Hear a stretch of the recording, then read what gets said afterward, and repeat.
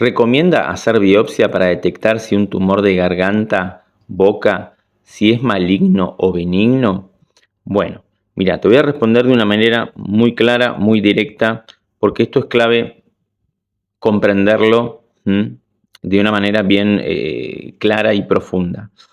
Para que vos desarrolles lo que la medicina convencional denomina cáncer de garganta o de laringe, primero tuviste que haber vivido sí o sí un conflicto biológico muy específico. Generalmente puede estar asociado a un susto intenso, inesperado, un miedo territorial. Y esto no es un detalle menor porque, a ver, la laringe, que es el tubo, digamos, que conecta la faringe con la tráquea y donde están las cuerdas vocales, nuestra caja de voz, está formada por un epitelio escamoso y está controlada por la corteza sensorial del cerebro, ¿sí?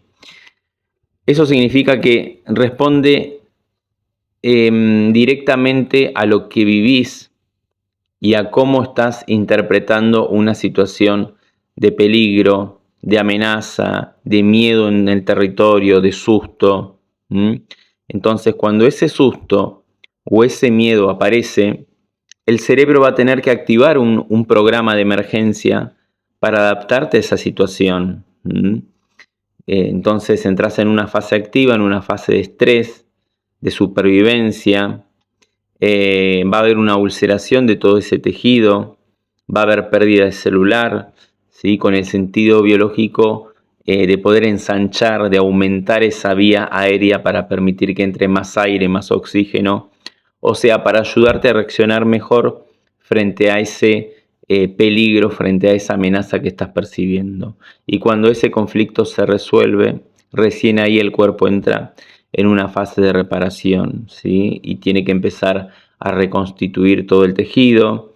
Hay actividad celular, hay proliferación de células, ¿sí? Y es justamente en ese momento donde aparece el diagnóstico como tumor o cáncer de garganta.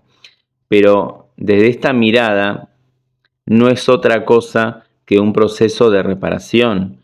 Entonces, con respecto a la pregunta que me haces sobre la biopsia, o si el tumor es maligno o benigno, acá hay algo fundamental que tenés que comprender sí o sí.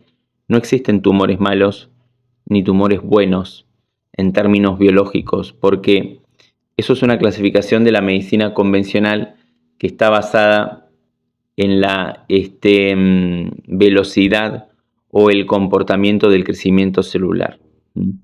Pero la biología no tiene moral, no etiqueta células como buenas o células como malas. Todo lo que hace el cuerpo tiene un propósito, tiene un sentido específico, tiene una lógica biológica adaptativa frente a esa situación que viviste.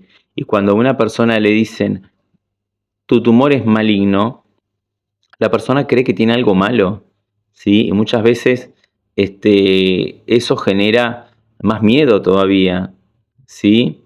Entonces, eso va a generar más estrés, más conflicto, y todo eso te aleja aún más de la verdadera solución.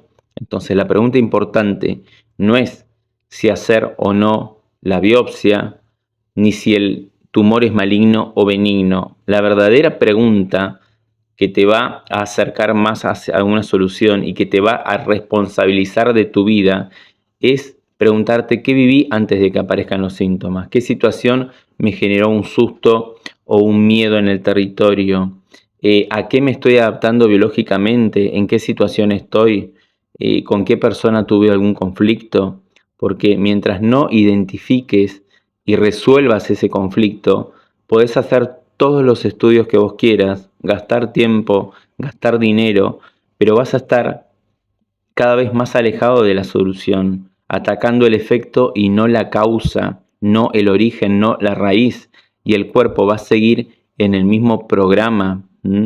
En cambio, cuando vos entendés la lógica biológica, cuando encontrás ese momento específico en tu vida y lográs resolverlo, el proceso biológico se ordena solo, porque el cuerpo no se equivoca, no te ataca, está respondiendo con suma precisión a algo que viviste, y ahí es donde realmente empieza el cambio y te empezás a acercar hacia la solución, ¿sí?